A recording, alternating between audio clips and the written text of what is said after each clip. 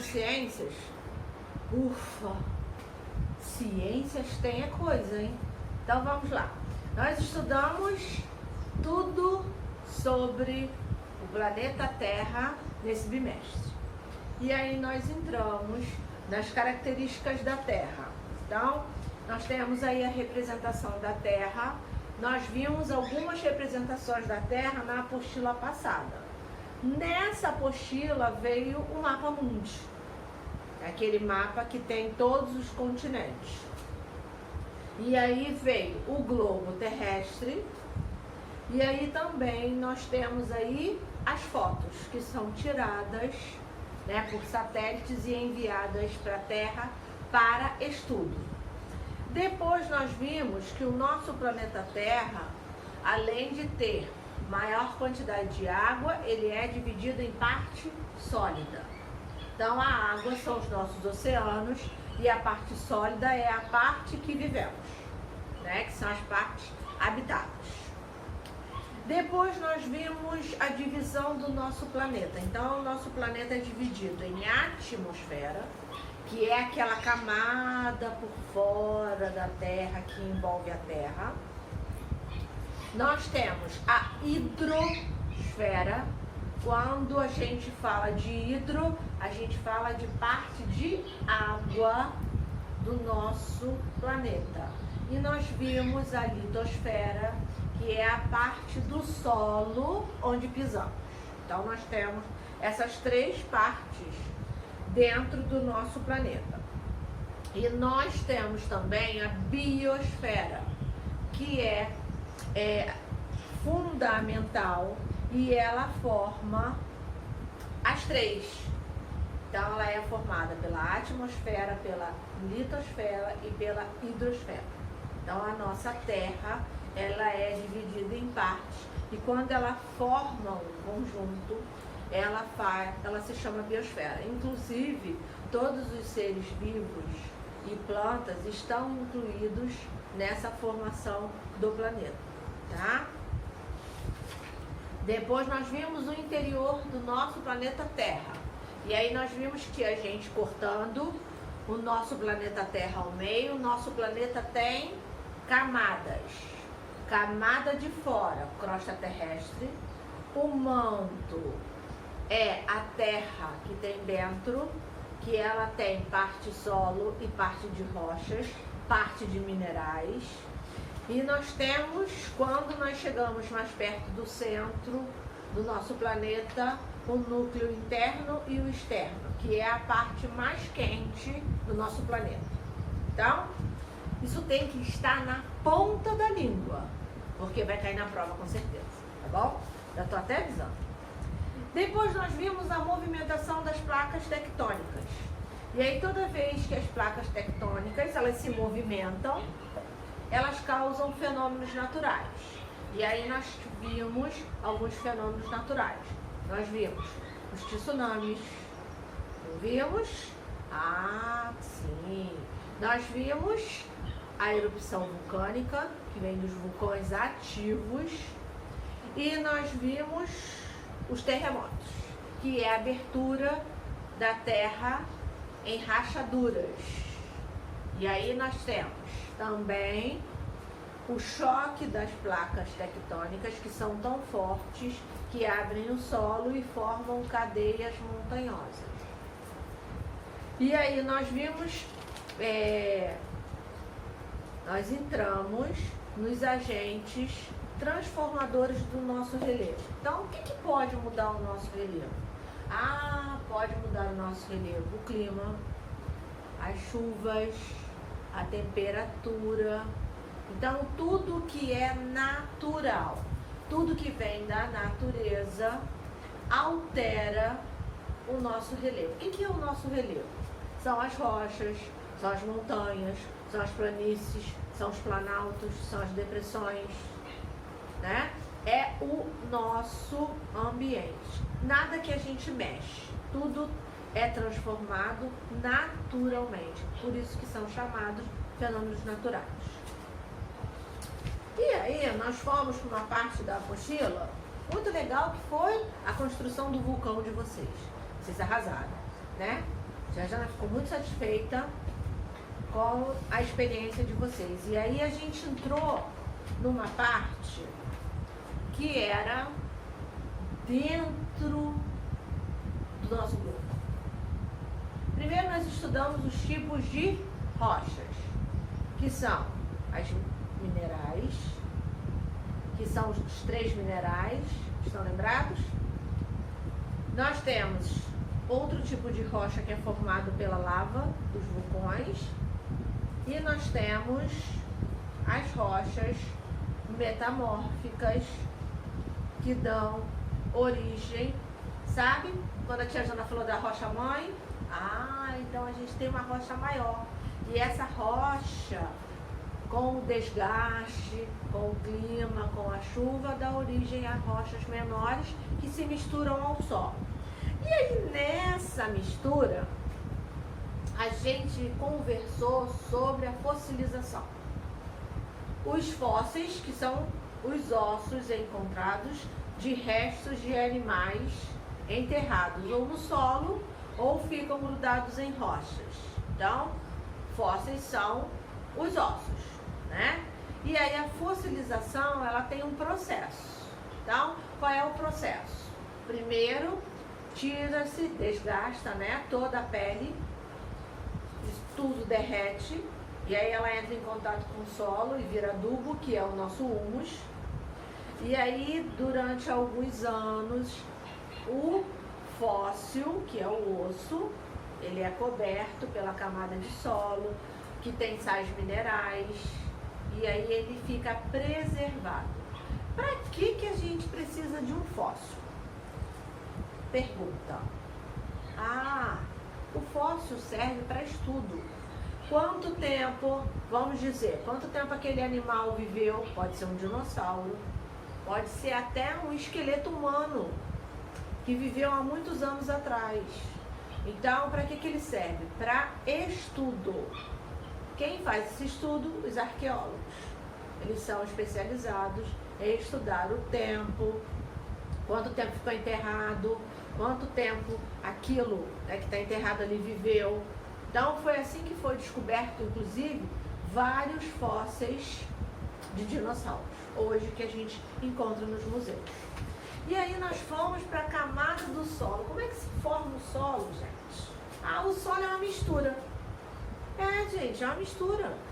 O solo é uma mistura de vários componentes. Então, o solo, ele tem minerais, rochas, tem matéria orgânica, que são restos de animais que morreram e aí durante o tempo foi se misturando com o solo, e tem água, porque a água é um componente que as plantas precisam para crescer. É do solo, através da raiz, que elas nutrem a água que elas precisam para se desenvolver. Então, o que é o solo? É uma mistura de vários componentes. É uma massa de bolo, só que é a massa de bolo que a gente pisa. E aí nós temos, vocês conheceram a rocha-mãe, que é uma rocha maior, e aí com o desgaste dos agentes, ela vai se degradando. Ela própria, tá, gente? Ninguém vai mexendo nela. E aí os pedaços dessa rocha formam rochas menores, e aí formam poeiras de minerais, que são levadas com o vento, e aí esse vento deixa essa poeira em outros lugares e ele vai se misturando com o solo, tá?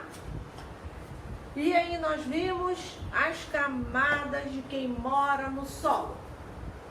Então, o que tem no solo? Nós temos minerais, nós temos argila, nós temos areia, nós temos minhoca, formiga, cupim. Além deles cavarem os túneis, porque eles moram dentro da terra, dentro do solo, eles abrem canais para a água passar. E outra coisa, quando eles morrem, eles viram adubo natural.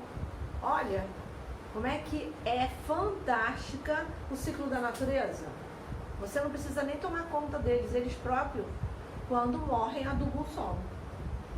E nós temos aí o nosso humus, que é uma substância, né, escura, compostas de tudo que eu falei, de minerais, de restos de seres vivos, E aí a tia Jana falou do humus caseiro. Vocês estão lembrados? Que é aquele que você junta, aí junta casca de legumes, casca de laranja, pó de café, casca de ovo. E aí você deixa durante um tempo armazenado e depois, com a mistura deles, você utiliza como adubo natural. Olha, gente, muito, né? De ciências nós viemos arrasando. Então depois nós vimos o tipo de solo. Então, além da gente ver a composição desse solo, a gente viu que nós temos tipos. E quem são esses tipos? Então, nós temos o solo arenoso. Arenoso vem de maior índice de areia. Então ele tem mais areia. E aí ele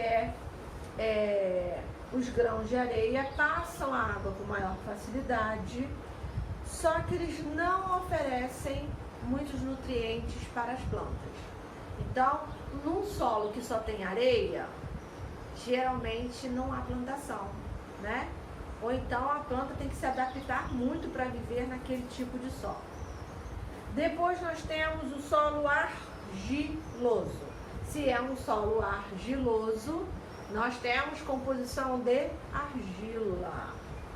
E aí essa argila é tirada e transformada em cerâmica, tijolos e depois vendido para as fábricas. Ou feito nas fábricas e depois vendido para as lojas, tá? E aí nós temos o solo umífero ou terra roxa.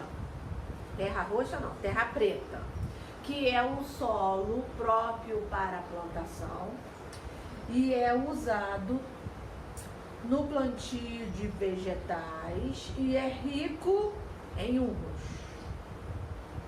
Aí sim, aí nós temos o solo terra roxa. Ai gente, é muito solo.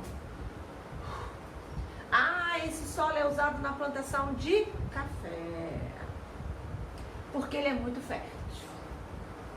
E depois nós temos o solo massapê, que ele tem, além de argila, ele tem areia e ele é utilizado na plantação da cana-de-açúcar. Misericórdia! É muito solo. Então, por favor, você acha que ciências vocês vão ter que, assim, colar o bumbum um pouquinho na cadeira para estudar. E aí nós vimos aí como o solo fica fértil, porque ele apresenta a mistura da argila, da areia, do humus, e aí ele fica propício às plantações. E aí foi na parte de adubação que a tia Jana falou sobre o agrotóxico, que é substâncias usadas para matar pragas em plantas. Por quê? Porque essas pragas chegam a devastar plantações inteiras, tá? Elas vão se alojando nas folhas e acabam estragando o que está plantado. Mas a tia Jana não vai pedir dentro de ciências, tá bom? E aí eu gostaria que vocês, na página 148, estudassem um pouquinho essas camadas do solo. Sabe essas camadas do solo? Tem uma figura e aí vem camada por camada. Eu gostaria que vocês estivessem estudando, porque até, né, a gente começa na camada do solo, onde nascem as plantas. Então, a primeira camada é essa, onde nós temos as plantinhas. Então, essa é a camada. E aí a gente vai até a última que veio, que é a rocha mãe sem se fragmentar. Quer dizer, é uma rocha que não foi mexida ainda, que não sofreu ação dos agentes climáticos, dos agentes da natureza. Então, eu gostaria que vocês lessem etapa por etapa, porque eu vou pedir, tá bom? Então, eu acho que tudo que eu falei agora cai na prova. Então, boa aula de revisão para vocês. aproveitem e acompanhem a aula de revisão na apostila. Localiza na apostila, aproveitem, façam a revisão. Eu sei que a revisão de ciências está grande, mas ela vai passar por todo o assunto que a gente estudou. Então é uma forma de você estar estudando. A revisão é para isso, é para você sentar, para fazer, para estudar, tá bom? Então, terceiro ano, um beijo grande para vocês e boa prova. Ciências, na verdade, é a nossa última prova, fechando sexta-feira, tá bom? Então, tchau, tchau, terceiro ano. Até semana que vem, abrindo a apostila nova. Beijo grande!